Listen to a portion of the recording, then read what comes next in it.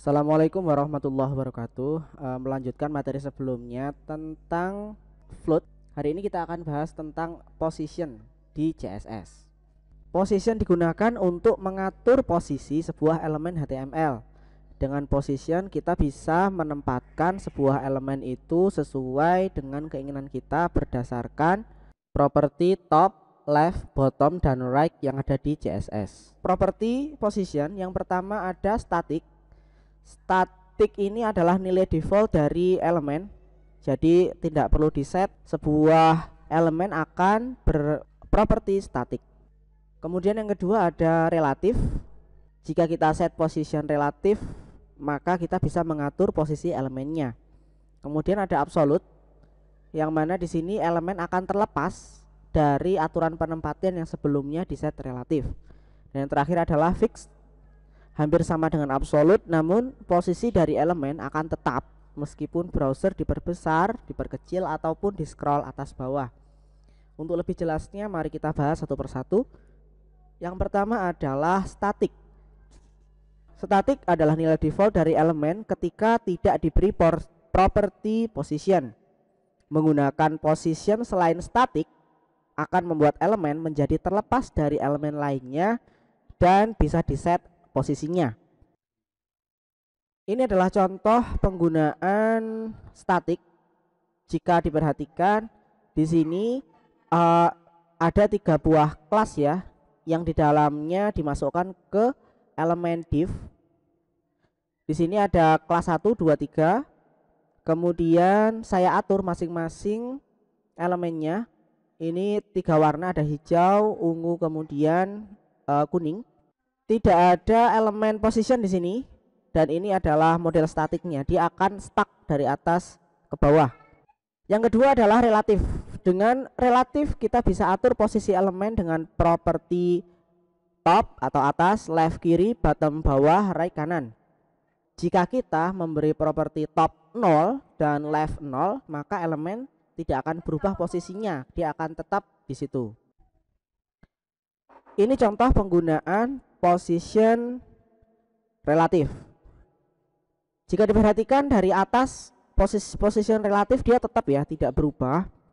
Di sini elemen position relatif saya pasang pada kelas 2. Ini pada kelas 2. Di sini ada backgroundnya warnanya ungu dan positionnya relatif. Karena relatif, maka elemen bottom pada kelas 2 masih terpengaruh dengan kelas 3 yang berwarna kuning, sehingga kelas 2 menumpuk kelas 1 dan membuat jarak 5px. Kemudian absolute.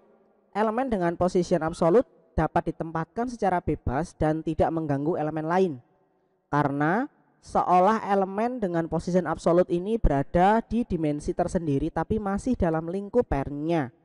Jika kita memberi properti top 0 dan left 0, maka dia akan berada di ujung kiri dari atas elemen pairnya. Contohnya seperti ini jadinya. Jadi di sini ada sama ya dengan sebelumnya, bahwa properti absolute diberikan untuk kelas 2. Jadi kalau dari atas dia terlihat yang kuning hilang, ini hilang karena berada di bawahnya. Jadi gambarnya seperti ini.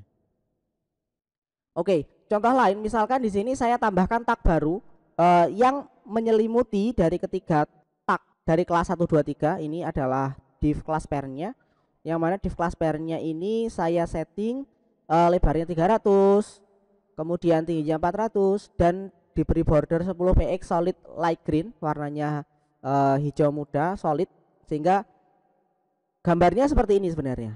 Gambarnya seperti ini kotak ya. Kelas 2 yang diberi position absolute itu disetting top dan leftnya itu 0. Posisi top 0 left 0 ini dengan properti absolute maka akan membuat kelas 2 ini berada pada pojok kiri atas halaman HTML.